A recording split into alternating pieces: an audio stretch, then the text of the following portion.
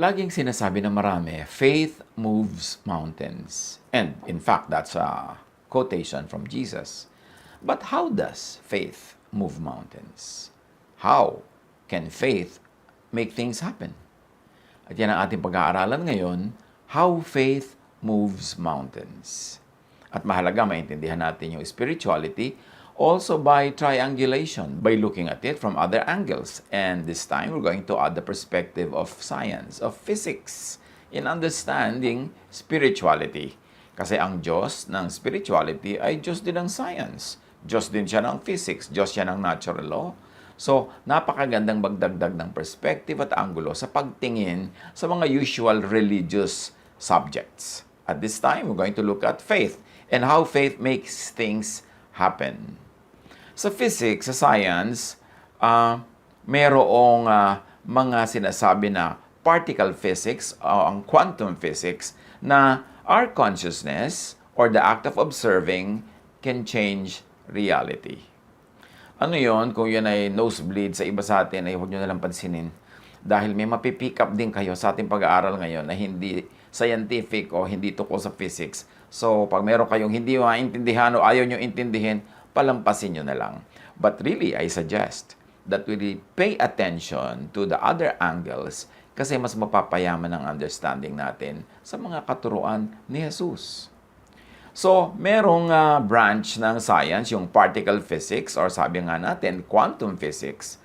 At isa sa mga katuruan niyan, at accepted fact niyan is our consciousness or the act of observing can change reality. At ano yun? Ano ba yung observation? Pagmamasid, panunuri, pag-uurirat, yan ay makakapagpabago ng mga kaganapan sa ating buhay. So magsikap tayo, let's expand our brain, increase our vocabulary, and know more about the mechanics of faith. Yung observation na tinatawag ng physics, how is it done? Sa physics, yung observation is looking into the particle using electron microscopes or by detecting it using particle accelerators or other instruments. Again, kung hindi nyo maintindihan, wag na lang. Palampasin nyo na lang. At yan ay magkakaroon din ng kahulugan mamaya habang umuusad ang ating discussion. Mahalaga, meron tayong maintindihan na observation. Pag may inisip ka, pag meron kang sinukat, pag may sinilip ka, pag may pinagbulay-bulayan ka, observation yon. And observation can actually modify or change matter. Tulad halimbawa ng prayer. Pag may ipinagpe-pray ka isang bagay, observation yon. Kasi inuurirat mo, pinupuntahan mo, pinag-uusapan, tinatapunan ng pansin, pwedeng magkaroon yun ng influence sa bagay na ipinagpe-pray and it can change the physical world or the physical realities of those who are praying. So getting the property, the speed or location of particles, measurement din yun, or getting information. We are adding this perspective to those who appreciate the sciences and have some working knowledge in quantum physics. Pero sabi nga natin kanina, kung wala naman kayong hilig dyan, palampasin nyo na lamang. At try to understand, no? So to observe is to see directly or indirectly. Halimbawa, you can see using a microscope or any optical instrument and look into cells, look into parts of plants, or look into the atmosphere, look out into the sky using telescopes. Basta may tinitingnan ka, nag-o-observe ka. And you can indirectly see particles. Minsan, hindi mo talaga nakita ng iyong mata, but by bombarding it with other particles and making it react to other particles, para mo na rin siyang nakita. Parang billiard. Yung binangga ng puting bola mo, may mga nagbangga-banggaan doon. By just looking at one of them, makikita mo kung paano siya binangga ng iba, para mo na rin nakita yung bumangga. Kahit hindi mo nakita yung bumangga mismo. Kasi pinagbabangga-bangga mo sila. You can do that with matter. You can do that with particles. And because of the precise laws of science, you can expect or predict its current property using its other properties.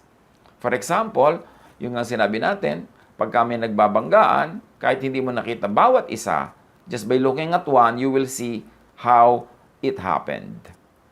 Ngayon, anong kinalaman niya sa scripture? Kung natandaan natin yung mga sinasabi natin tungkol dyan sa laws ng quantum physics.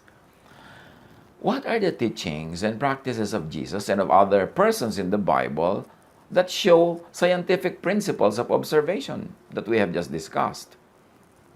That to the point, change matter and make things happen in the way we call miracles.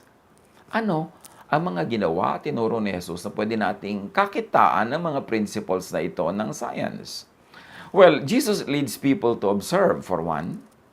Jesus leads people to be conscious of the matter or phenomenon. Halimbawa, illness. O bigyan natin ng pansin ang yung pagiging lumpo. Observation na yun. O tingnan natin kung gaano kakalabo ang mata. Observation na yun. So, ginagawa ni Jesus yun. Then, Jesus gets people to expect first. This is important. This is an important aspect of the Jesus miracles. He makes people expect results. Mark 9:23-25, if you can, Jesus said, everything is possible for one who believes. So by saying that, Jesus is making you expect something pag naniniwala ka. Kailangang maniwala ka, and then you expect a result. John 11:14, so then he told them plainly, Lazarus is dead, and for your sake I am glad I was not there, so that you may believe. But let us go to him. So yung kanyang mga kasama, binigyan na niya ng expectation na may mangyayari na himala tungkol sa kamatayan ni Lazarus. John 11:40, then Jesus said, did I not tell you that if you believe, you will see the glory of God? So laging in-emphasize ni Jesus, maniwala ka and then expect something to happen. You want to move mountains? You want to see mountains move? Halimbawa sa buhay mo, what mountain do you want to move now? Anong gusto mong baguhin sa iyong situation? Ano ang lagi mong pinagdarasal? Pag-aralan ang mga himala ni Jesus. You want to move mountains? And to see your mountains move? Believe. Then, expect. Meron kasi nagsasabi, we believe, pero hindi naman nag-expect. Dasal lang ng dasal, pero hindi pa rin naman naniniwala sa ipinagdarasal nila. Walang mangyayari pag ganun. You have to believe and expect. Ngayon yung mga ibang tao sa Bible, anong mga naging himala, pagbabago ng matter, ng paligid, through observation. Sa Acts 3:4-7, si Peter merong ganyang ginawa. Merong humihingi sa kanya ng limos, papasok siya sa templo. Peter looked straight at him, as did John. Then Peter said, look at us. So the man gave them his attention, expecting to get something from them. O formula yan ng miracle. Pinataas ni Peter ang expectation. Sabi niya, look at us, believe in us. And then the man gave them his undivided attention, expecting to get something. Then Peter said, yang inaasam mo, hindi yan na ibibigay ko sa iyo.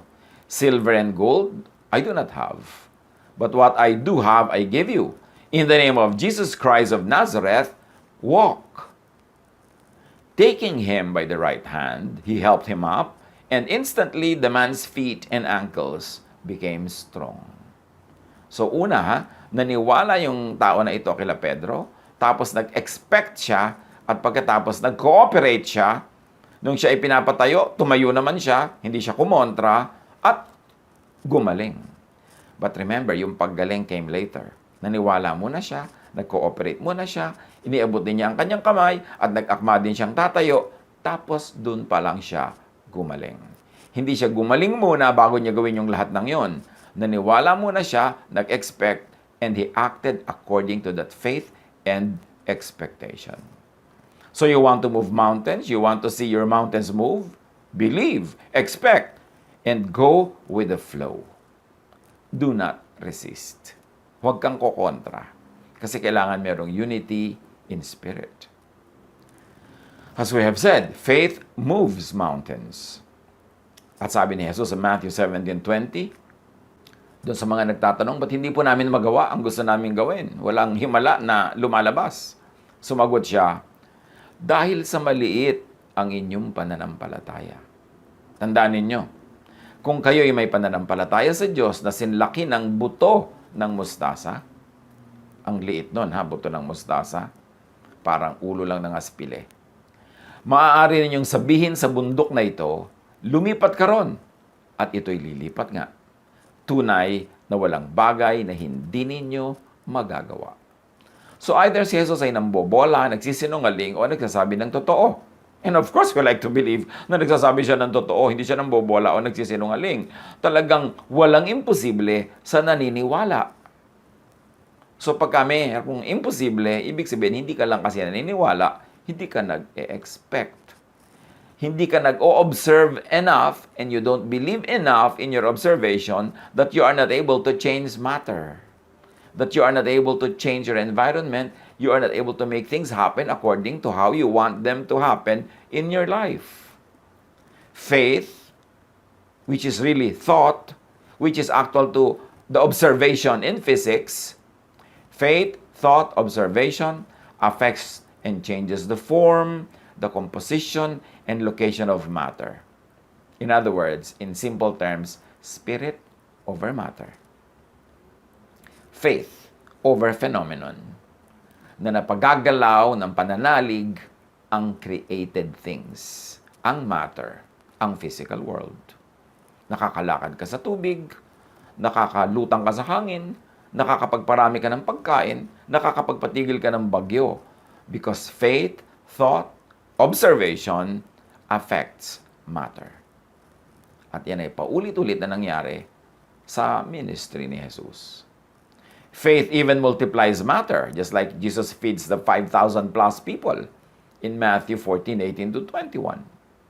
Faith changes matter, like Jesus turns water into wine, John 2:7 to 10.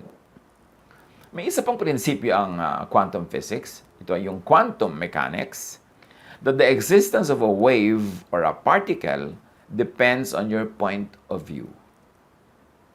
Nothing is certain, nothing is absolute, there are infinite possibilities. Yung kinreate ng Diyos na mundo, nilagyan niya ng tao na kinreate niya in His own image at binigyan niya ng mandate to manage creation. And what we have forgotten to appreciate, if ever people really knew how to appreciate it, was that we were created in God's image. We were given the power and the priorities of God. Maybe fraction, pero meron. So that when we believe, we can actually ride on the power of God to reorganize, to reset, to recreate creation. Walang certain, walang cast in stone, walang immovable. Everything is possible to those who believe. At yan ang sinasabi ng quantum mechanics. The observer's intention, and in our case, maybe faith or prayer, freezes something into a particle or wave into something definite. In other words, yung creation natin parang lumulutang-lutang na hangin, gumagalaw-galaw na alon, sasayaw-sayaw na tubig. Pwede siyang mag-take ng any shape, any form, pero pag nag-observe ka na, and in our case, pinag-pray mo na, pumasok ka na sa kanyang mundo, tiningnan mo na siya, pinag-usapan mo siya, nanalangin ka, inutusan mo siya in the name of the Lord, yung wave na yon, pwede mo nang gawing ice cube. Yung hangin, pwede mo nang gawin siyang liquid o pwede mo gawing solid. Pagka nag-intervene ka through observation and in spiritual terms through prayer and through faith, yung lulutang-lutang dyan na any possibilities available, ginagawa mo siyang definite. Kini-create, nire-recreate mo siya. Importanteng maintindihan natin yan. Quantum mechanics suggests that our consciousness, our thought, our faith creates and recreates reality. Sa maraming mga Hollywood movies, theme nila ito. At nakakapagtaka, ang galing nila mag-isip. Yung iniisip nila kung paano wawakasan yung kwento nila, tapos mag-a-agree sila na gano'n ang iisipin nila, at nagagawa nila yon. Nabe-bend nila ang kanilang environment through thought. Now, faith heals. Take note that faith of the sick person can heal the same person. Sa mga nangyari kay Jesus, Matthew 9:22, lumingon si Jesus at pagkakita sa kanya'y sinabi, "Anak, lakasan mo ang iyong loob. Pinagaling ka ng iyong pananampalataya." Past tense ha, pinagaling na, tapos na. Nangyari na muna sa spiritual world yung pagpapagaling, pero hindi pa nangyayari sa physical world. Noon day gumaling ang babae. Sumunod na mangyari sa material world. Ito yung babaeng dinudugo. Sabi ni Jesus, lakasan mo ang iyong loob, pinagaling ka na ng iyong pananampalataya. Bakit hindi ko pa po nakikita? Sabi ganon. Ngayon, gumaling ka na. Nauna na yan sa spiritual world. Bakit? Naniwala ka eh. Sabi mo, mahawakan ko lang yung dulo ng damit niya, gagaling ako. Tapos nag-cooperate ka, hinawakan mo nga, nag-intervene ka, nag-observe ka. In-observe mo yung bleeding.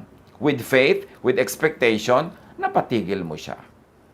At dahil nananalig ka, creation, heaven, God honored it, and what you wanted happened. At malinaw kay Jesus, hindi ako nagpagaling sa iyo. Ikaw, ang iyong pananampalataya ang may kagagawan niyan. Mark 10:52, sinabi ni Jesus, makakaalis ka na. Magaling ka na dahil sa iyong pananampalataya. Noon din nakakita siyang muli at sumunod kay Jesus. Again, nauna ang declaration ni Jesus, makakaalis ka na, magaling ka na. Dun pa lang nakakita. Matapos na, sabihin ni Jesus na tapos na ito. Tapos na sa spiritual world. Tapos na sa unseen world. And then, nagmanifest sa physical world. At ang ginawa niya, sumunod siya kay Jesus. Sa medical science, meron silang sinasabi na placebo effect. A placebo is anything that seems to be a real medical treatment, but physically isn't. Marami ng ganyang ginawa sa mga ospital, sa mga experiments, sa controlled environments. 2 sets of patients, yung isa papainumin nila ng kung ano lang, hindi naman tunay na gamot, pero sasabihin nila, ito ang gamot sa inyong sakit. At yung isa naman, papainumin nila na hindi naman nila sinasabing gamot yon. So yung mga pinainom ng sinabing gamot ito at pinaniwalaan nilang gamot yon, naggalingan o nakatanggap sila ng mga improvement sa kanilang kalagayan, yung mga complaints nila nawala, kahit yung ininom nila hindi totoong gamot. Kasi naniwala silang gamot yon. The placebo effect is not yet fully understood by science. Why it happens, but it is definitely true and proven and accepted. It is an effect due to the patient's belief in the treatment. At may mga experiments pa sila.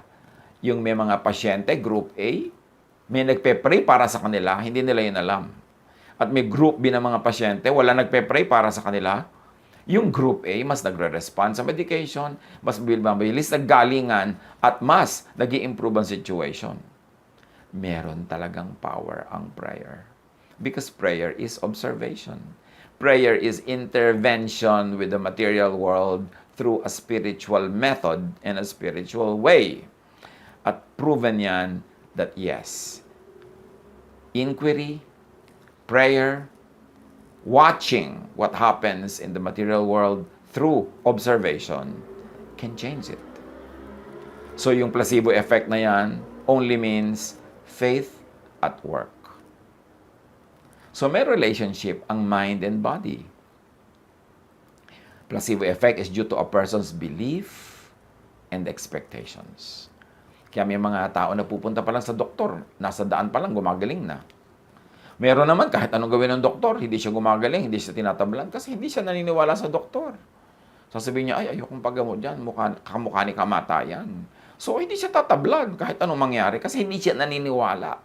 Kailangan maniwala. In fact, meron akong kilala personally. Siya ay merong religious belief na ayaw nila ng blood transfusion.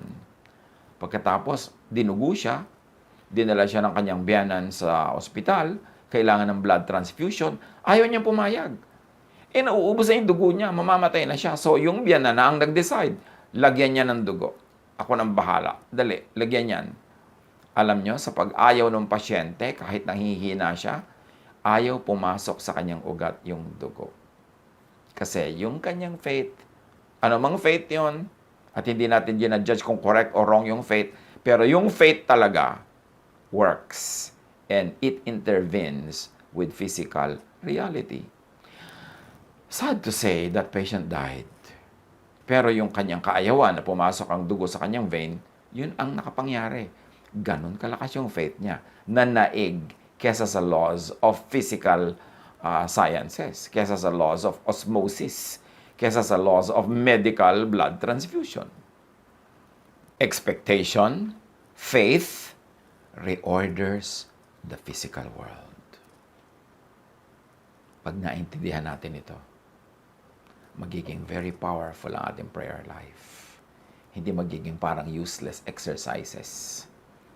Mangyayari talaga ang gusto natin mangyari. Matutupad ang matutupad. Belief in something as stimulant stimulates. Belief in something as relaxant relaxes. May mga experiments niyan sa medicine, sa therapy. Pag sinabi mong, ito pong ipapaamoy ko sa inyo, nakakaantok. Inaantok na pag naniwala siya. Ito pong papaamoy ko sa inyo, pampasigla. Pero kahit yung pala, pareho lang na tubig lang yon. Pero pag naniwala siyang pampasigla yon, sisigla nga. Yan ang placebo effect. Hindi ibig sabihin useless, ha? Hindi ibig sabihin fake. Ibig sabihin lang, yung paniniwala achieves something. And the stronger the expectation, the stronger the feeling, the stronger the results. Kaya kung minsan yung nakakapanood tayo na kung minsan televised pa yung mga healing session na paniwalang-paniwala yung mga tao, pipila sila na mahihil. Nahihil nga. Kaya lang, sabi nung iba, bukas bumabalik din. Eh siguro nawala uli yung pananampalataya nila. Siguro nanghina o whatever it is.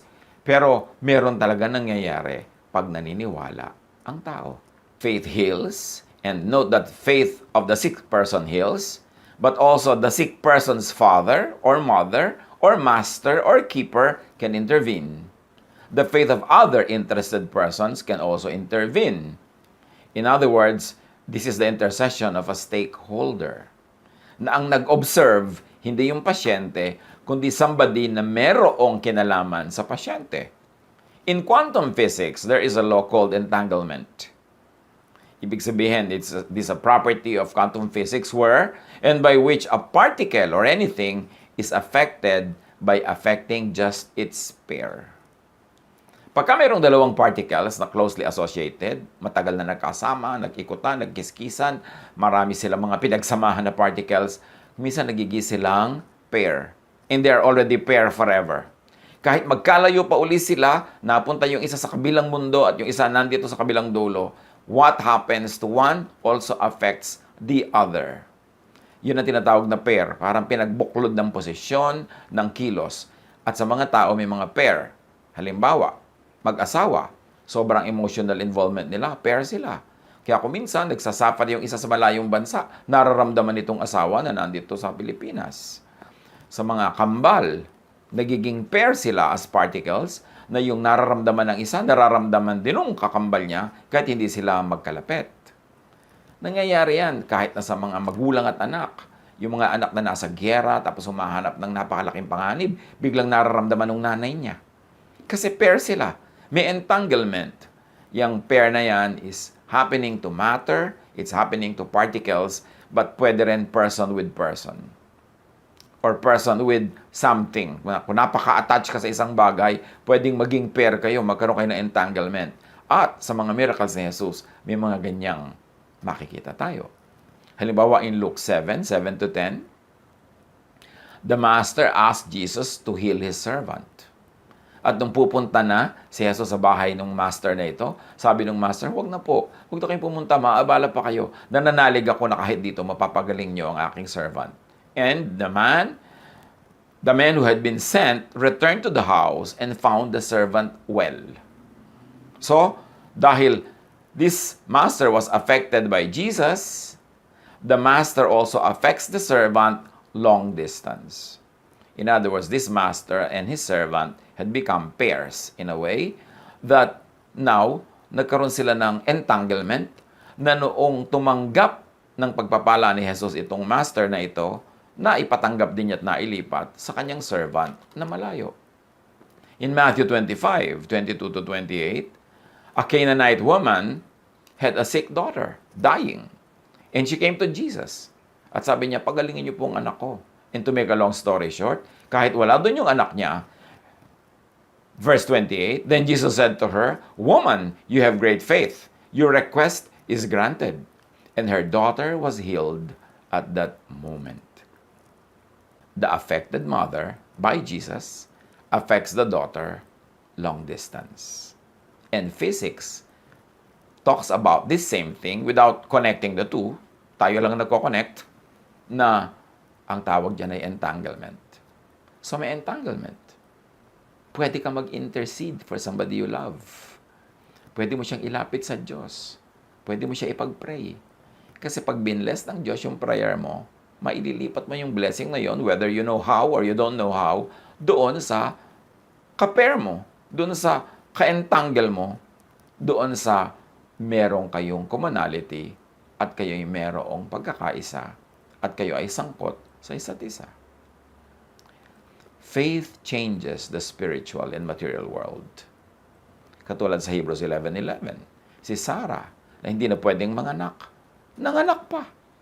Kasi nga, nothing is impossible for those who believe. Mark 11:23, tandaan ninyo ito, sabi ni Jesus, kung kayo'y nananampalataya sa Diyos at hindi kayo nag-aalinlangan, maaari niyong sabihin sa bundok na ito, umalis ka riyan at tumalon ka sa dagat, at ito nga ay mangyayari. Now, pag tinignan natin yung lokal where Jesus was speaking, it was in Israel, it was around many mountains in Israel, at kahit lalo na sa bundok ng Zion, sa Jerusalem, ang layo niyan sa dagat, ang layo. So dinagdagan pa ni Jesus ng drama yung sinasabi niya. Hindi ka lang susundin ang bundok na tatalon siya dyan lang sa bangin, kahit doon sa malayong dagat. But take note of the quantum physics uncertainty principle. This is another principle of quantum physics, uncertainty. The act of measurement or observation, and in our case, prayer, disrupts the object. Measurement intervenes with and changes the object. Oras na may ipinag-pray ka, may maiiba sa kanya. Oras na may pinansin ka, inilapit ka sa Diyos, pinansin mo ang sakit niya, pinansin mo ang situation niya, dahil may observation kang ginagawa sa kanya, merong mangyayaring pagbabago. The more precisely we know an object's position at the time of measurement, sabi ng physics, the less we know about its whereabouts after the measurement. So, kahit na alam mo kung nasan yung item na yon nung mine-measure mo, pagka-measure mo, hindi mo na malalaman kung saan siya naroon at saan siya pupunta. Kasi yung act mo ng pag-measure, act mo ng pag-observe, act mo ng pakikialam sa kanya, changed that object, changed that matter, changed that particle. So, naalaman mo lang noong ino-observe mo siya. But matapos yon, pupunta siya sa ibang lugar at hindi mo malalaman kung nasan yon. This uncertainty is inherent in the laws of quantum physics. Otherwise, kung hindi ganun yun, you would have a deterministic world which precludes free will. Now, kung mapasok yung free will, you see the interplay of physics, quantum physics, and spirituality as we know it from the Bible, na may free will.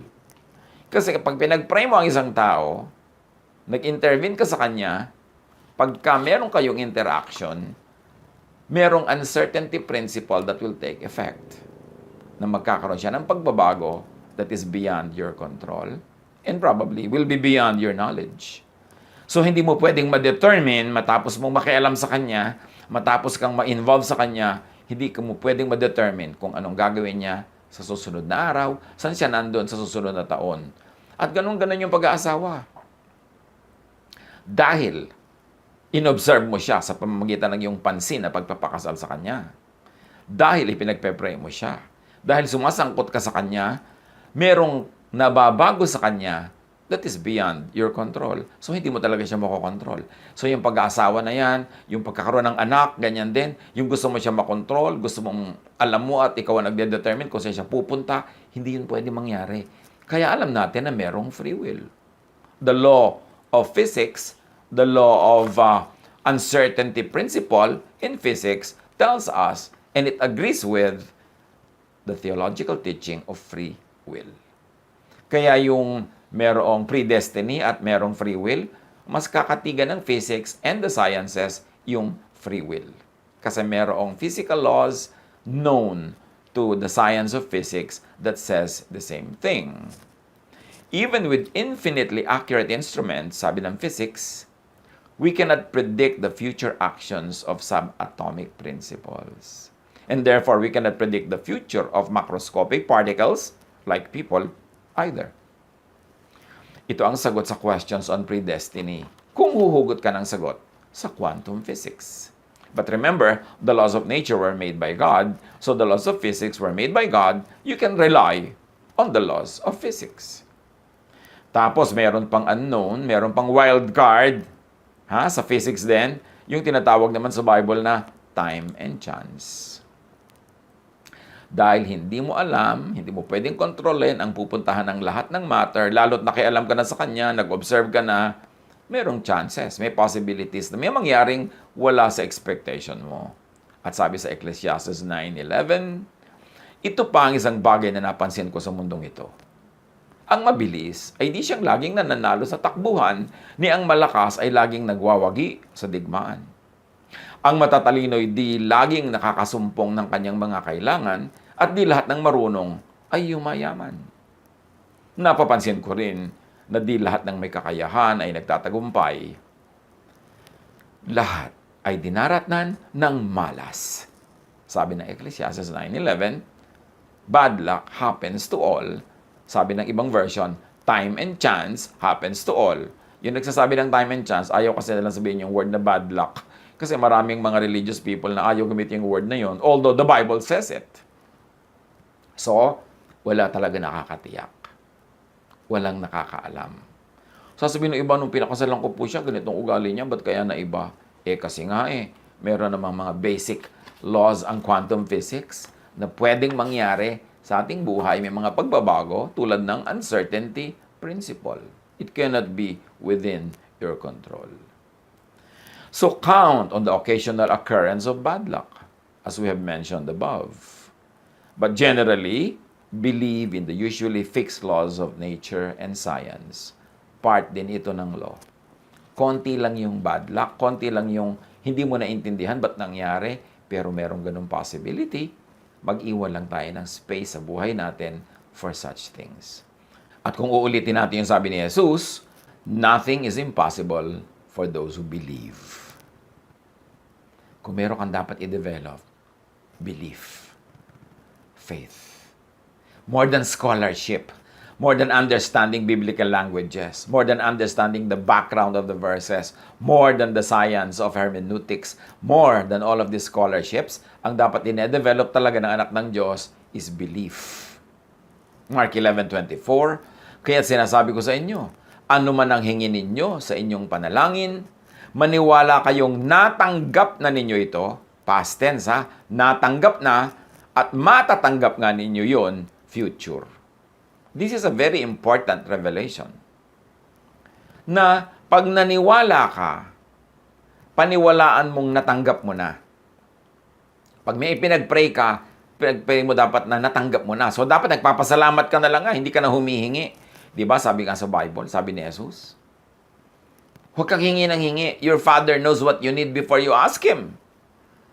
Hindi mo kailangan mag-shopping list, maglista ng mga hinihingi. Alam na yun ng Diyos. Why inform God about what you need and what you want? Pero sa prayer mo, dapat ang nangyayari is, naniniwala ka na natanggap mo na yung pinagpe-pray mo. At pag naniwala ka na, matatanggap mo na yon. Pero ang nauuna, naniniwala kang natanggap. Paano naniniwalang natanggap ang pinag-pray? Halimbawa, nagpe-pray ka na magkaroon ka ng pera. Paano ka maniniwalang natanggap mo na?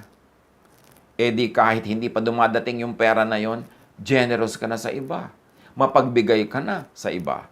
Hindi ka na nagwo-worry about your next expenses kasi pinaniwalaan mo nang tinanggap mo na.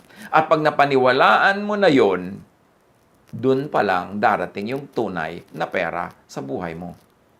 Pero pag hindi ka muna naunang naniwala at hindi ka nag-behave as if naniniwala ka nga at hindi ka kumilos bilang isang naniniwala, hindi ka darating sa point na darating yung hinihingi mo. Halimbawa, yung babaeng widow na pinuntahan ng prophet, walang pagkain, merong taggutom, ang natira na lang sa kanya, konting langis, konting harina. Sabi ng prophet, unahin mo ako, pakanin mo ako, at hindi ka mauubusan yung harina mo. Alam niyo kung ba't hindi naubusan yung babae? Kasi naniwala siya sa prophet. At paano natin nalamang naniwala siya? Yung huli niyang harina, yung huli niyang langis, niluto niya, ginawa niyang tinapay at ibinigay sa prophet. Yun ang naniniwala. Pero yung nagsasabing, ay, paano yan? Mauubusan kami at sa lagay, bibigay ko sa kanya, dinawalan na kami. Wag na, amin na lang to ng anak ko. Tapos sinolo nila, bukas wala na, namatay na sila sa gutom. Kasi hindi talaga sila naniwala. Okay, naniniwala kang pagagaling ka ng Diyos? Nasaan ang kilos mo na pinagaling ka na? Nasaan yung kilos mo na ibinigay na sa yung kailangan mo?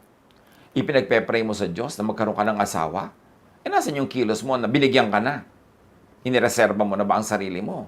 O ipinamimigay mo kahit kaninong unang dumaan? Yung kilos mo dapat, yung ginagawa mo sa buhay, is already an expression sa paniniwala mong natanggap mo na nga. So, ipinagpe-pray mo na magkakaroon ka ng trabaho. Anong kilos mo na may trabaho ka na nga ibinigay sa iyo ang Diyos? Nagpe-prepare ka na? Nagpe-prepare ka ng pumasok? Naghahanda ka na sa mga skills mo? Hinahanda mo na yung mga kailangan mo para sa trabaho na yon? Pag ginawa mo na yon at naniniwala ka na ngang tinanggap mo na, dun pa lang darating. Kaya maraming prayer, sayang. Kasi hindi ka naman naniniwala na yung pinag-pray mo, ibibigay. Gusto mo, ibigay muna bago ka maniwala. Gusto mo, dumating muna yung sagot bago ka talaga maniwala. Hindi mangyayari yon. Dahil sabi ni Jesus, maniwala kayong natanggap na ninyo past tense at matatanggap nga ninyo yon future tense. Mark 9:23, may nagsabi kasi kay Jesus, kung may magagawa po kayo, gawin nyo naman para sa amin. Kung may magagawa ako, tanong ni Jesus, mangyayari ang lahat sa sino mang may pananampalataya. Parang sinasabi ni Jesus, hindi ako, kundi ikaw at ang faith mo ang gagawa niyan. Matthew 21:22, anumang hingin ninyo sa panalangin ay tatanggapin ninyo kung naniniwala kayo. Laging ang tanong ng mga tao, how to pray? May mga seminar pa, how to pray? Meron pa mga training, mga manual, how to pray. Hindi methods ang how to pray. Isa lang yun. How to pray? Believe. And the training that you really want and need is not on method. It is on belief. Huwag kang mag-train ng how to pray, how to project your voice, how to do this, how to do that, anong gagawing language, anong posture. No. Trainin mo ang espiritu mong manalig. Kasi pag nananalig ka, hindi mo na kailangan mag-pray with words. Kasi yung tunay na prayer, hindi with words, with imagination, with feeling. Nagpe-pray ka na pagagalingin ka, ang umaandar na sa iyong utak, ang nai-imagine mo na at nararamdaman mo na talaga is galing ka na. Dahil naniwala kang tinanggap mo na. At pag nakarating ka sa ganong stage ng paniniwala, na tinanggap mo nga ang hinihiling mo, dun mo pa lang talaga matatanggap. Faith muna, belief muna, angkinin mo na muna, believe that you have received it, and then after believing that, and living your belief, living it out, then you will receive it. Nothing is impossible for those who think and believe, for those who are conscious. And if we're going to use the terms of quantum physics, nothing is impossible for those who observe, those who pray, those who believe.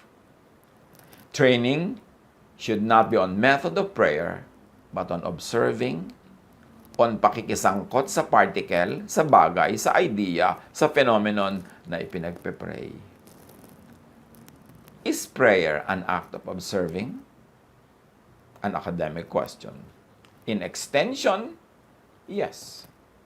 To extend the laws of quantum physics. Because praying is like measuring.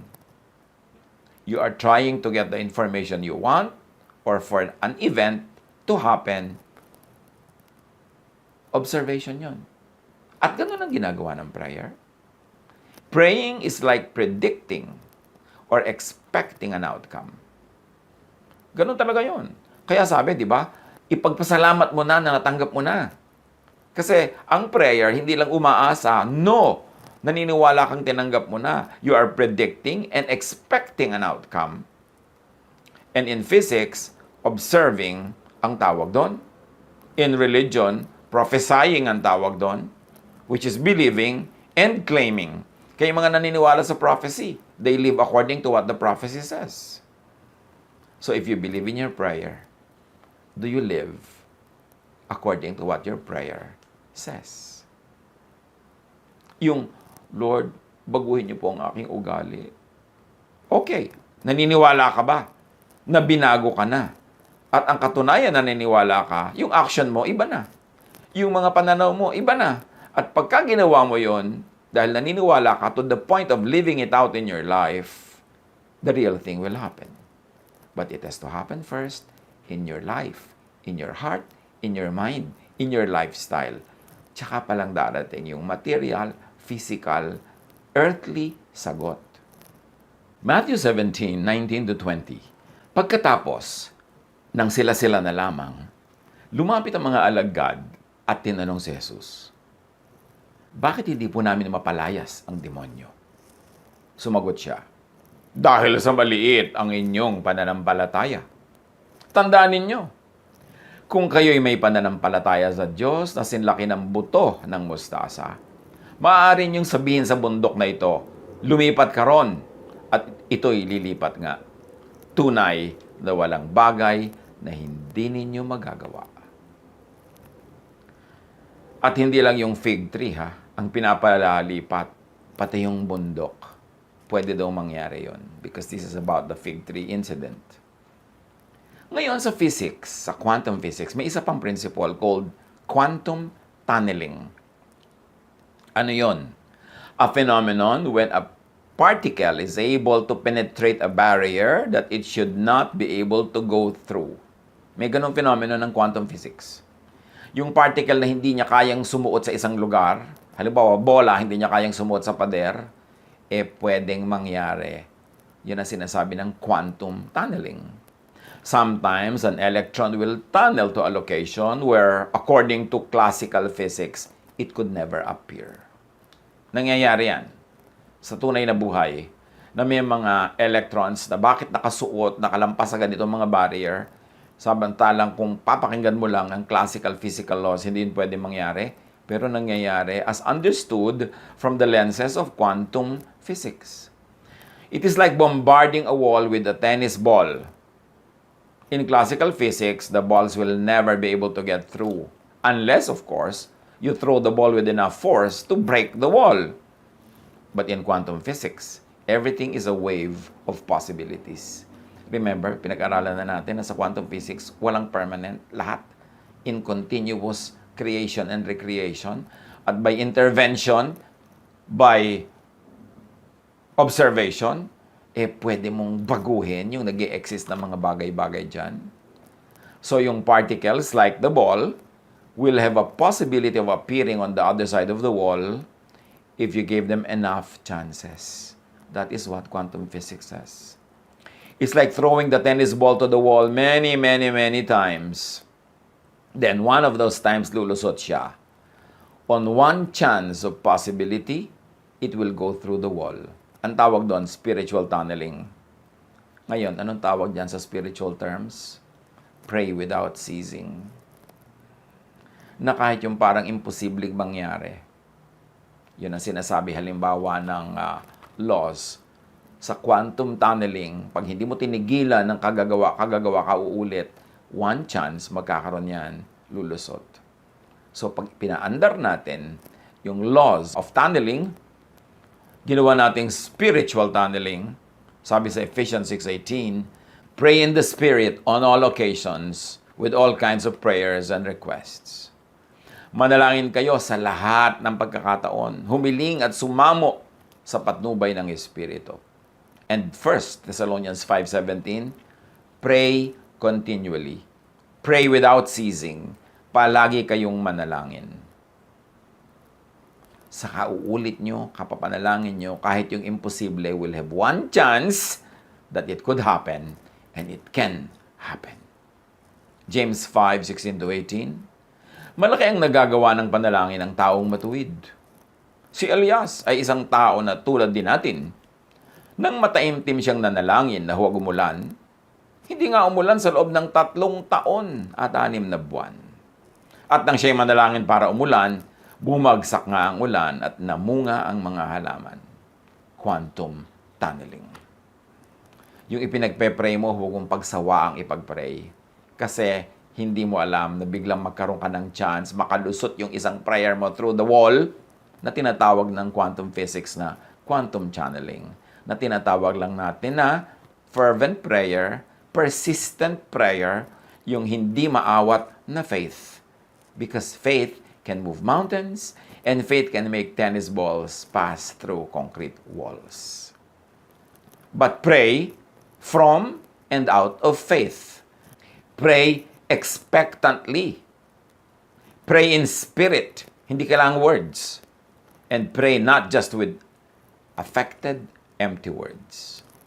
Kaya sa prayer, ang turo ni Jesus, Matthew 6:5-8, kapag nananalangin kayo, huwag kayong tumulad sa mga mapagkunwari.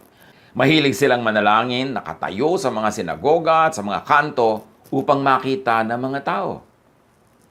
Bakit ganito ang turo ni Jesus na huwag ganito ang prayer? Kasi mahirap mag-focus. Mahirap manalig, mahirap maniwala, mahirap mag-expect, at mahirap mag-tunneling kung meron kang audience na iniintindi, kung tinitingnan mo pa yung volume ng boses mo sa panalangin, anong vocabulary mo, anong words ang gagamitin mo, paano mo sasabihin ng maganda para ma-impress sa mga tao o para maintindihan nila paano ka magfo-focus sa faith mo. Paano na yung quantum tunneling mo. At sabi ni Jesus, tandaan ninyo, yung mga ganyan mag-pray, tinanggap na nila ang kanilang gantimpala. Ngunit kapag mananalangin ka, aking mananampalataya, aking anak, pumasok ka sa iyong silid at isara mo ang pinto. Saka ka manalangin sa iyong ama na hindi mo nakikita. Kasi kahit hindi mo nakikita yung ama mo, mas mabuti nga kasi yung imagination mo will be limitless. Then, malalampasan niya ang mga physical laws. At pag walang tao, wala kang i-impresin. Wala kang performance. Makaka-focus ka on believing, makaka-focus ka on imagining, makaka-focus ka on feeling as if you're already receiving the answer. Kasi sa prayer, for it to work, dapat mag-agree ang iyong heart and mind. Mag-agree ang iyong thought and feeling. So, hindi pwedeng iniisip lang ng mind mo yung prayer, tapos hindi mo naman na-feel. Hati ka nun at ayaw ng Diyos sa hati. Kailangan buo. Buo ang loob, buo ang pagkatao, buo ang prayer. Pagka nag-iisa kang nananalangin, bagamat merong advantages ang group prayer, lalo kung nagkakaisa talaga kayo, nagkakaintindihan kayo, walang impression na gusto mong gawin, walang pasikatan, walang controlling of others, napaka-effective din ang group prayer. Pero sabi ni Jesus, kung talagang gusto mo ng very effective prayer, pray alone, in private, where you could be alone with God. Because you could observe, you could focus, you could concentrate. You could do quantum tunneling.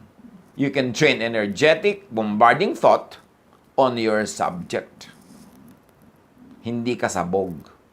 Hindi ka kailangan makinig sa prayer ng iba tapos hindi mo maintindihan, may kulang-kulang na words ka naiintindihan, hindi mo maintindihan yung pronunciation niya, minsan na-offend ka pa, minsan natatawa pa yung iba pag may maling nadinig na word.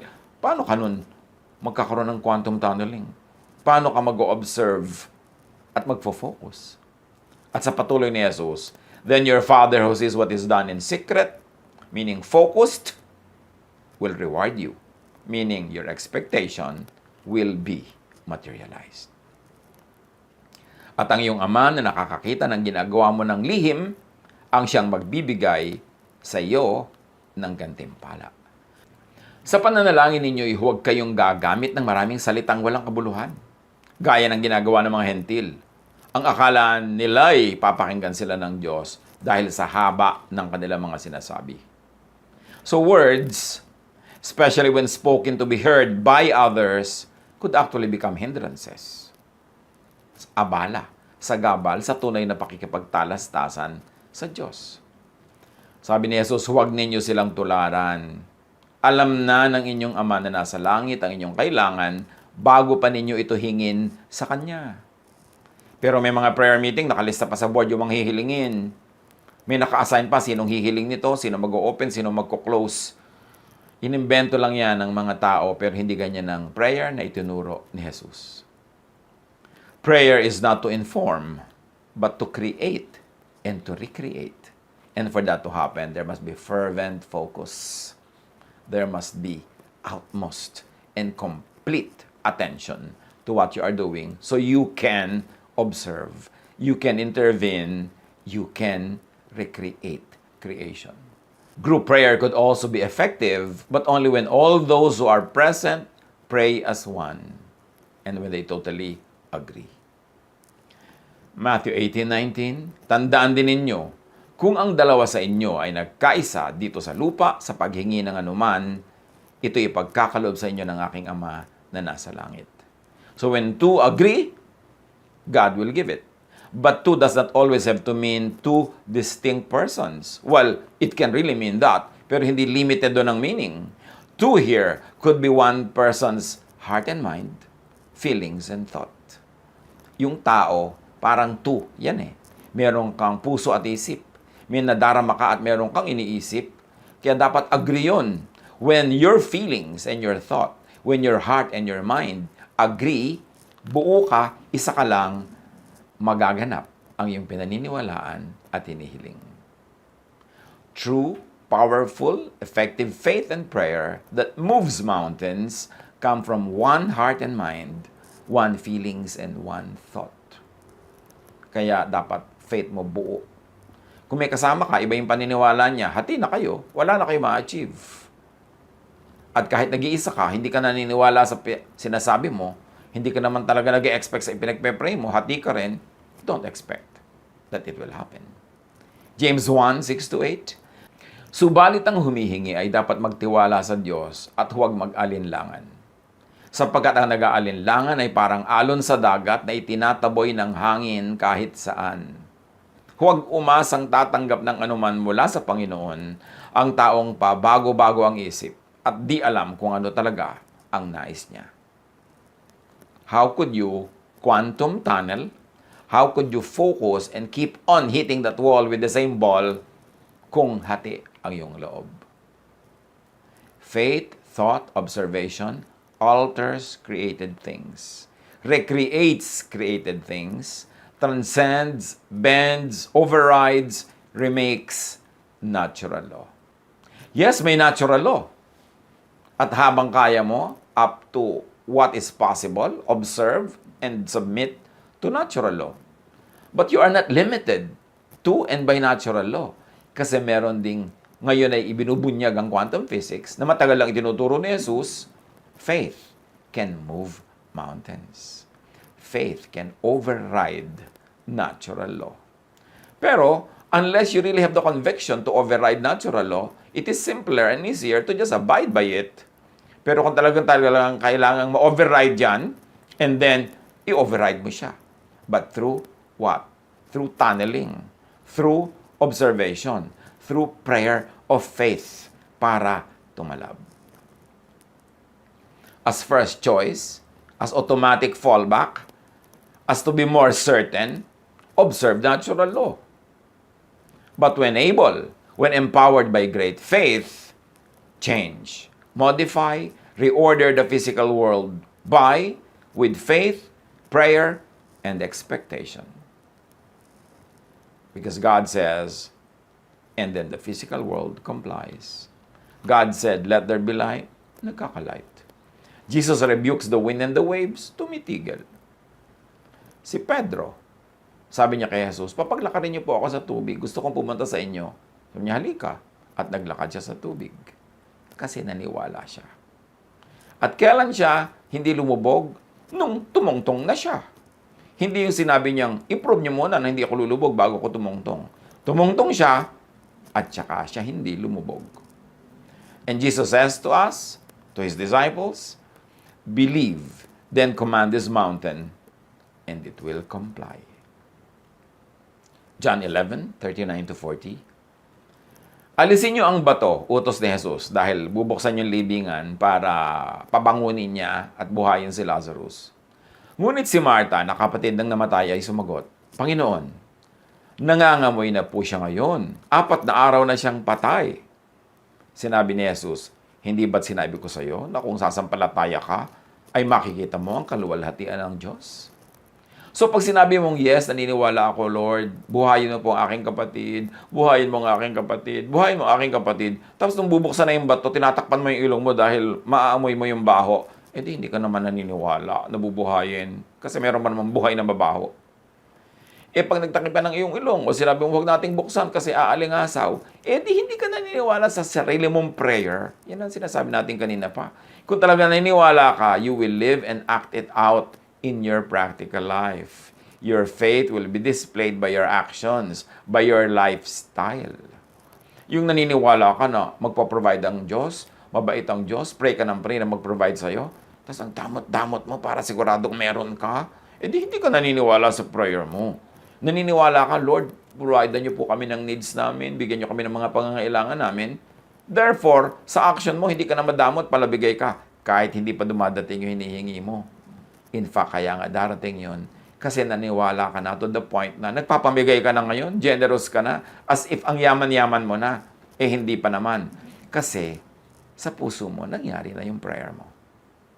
1 Corinthians 2:9, subalit tulad ng nasusulat, hindi pa nakikita ng mata o naririnig ng tainga, ni hindi pa sumasagi sa isip ng tao ang mga inihanda ng Diyos para sa mga umiibig sa Kanya.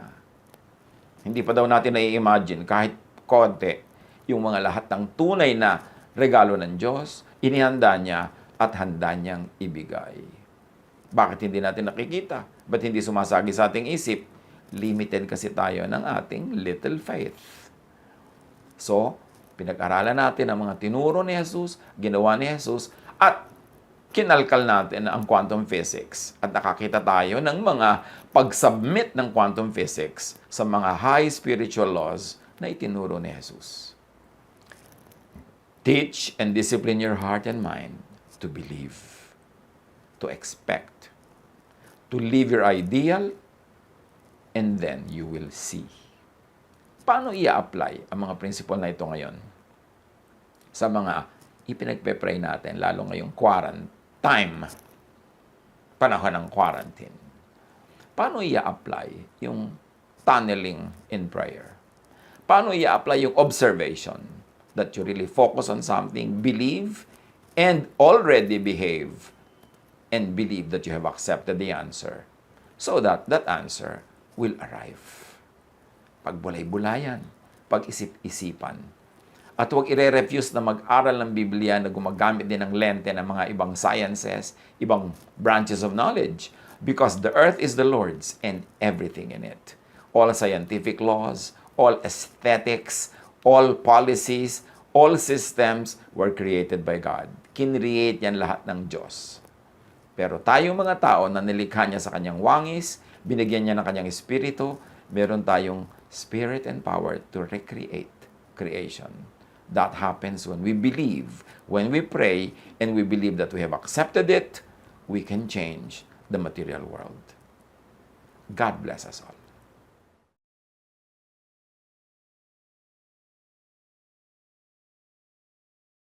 Love to you, mga pamangkin. Dito tayo mag-aral ng salita ng Diyos. Dito tayo mag-aral ng mga practical na bagay, magdalanginan para sa isa't isa, makinig ng mga mensahe, at dito tayo magsasama-sama spiritually sa ating official Ed Lapis YouTube channel na ang address ay Sabi ni Kuya Ed.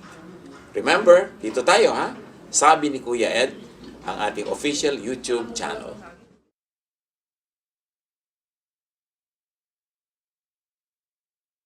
Do not forget to subscribe. Click the subscribe button and ring the bell for notification. Like, comment, and share our official YouTube channel. Visit Ed Lapis website for daily devotion, audio podcast, latest video message, send your prayer request, subscribe to mailing list and more.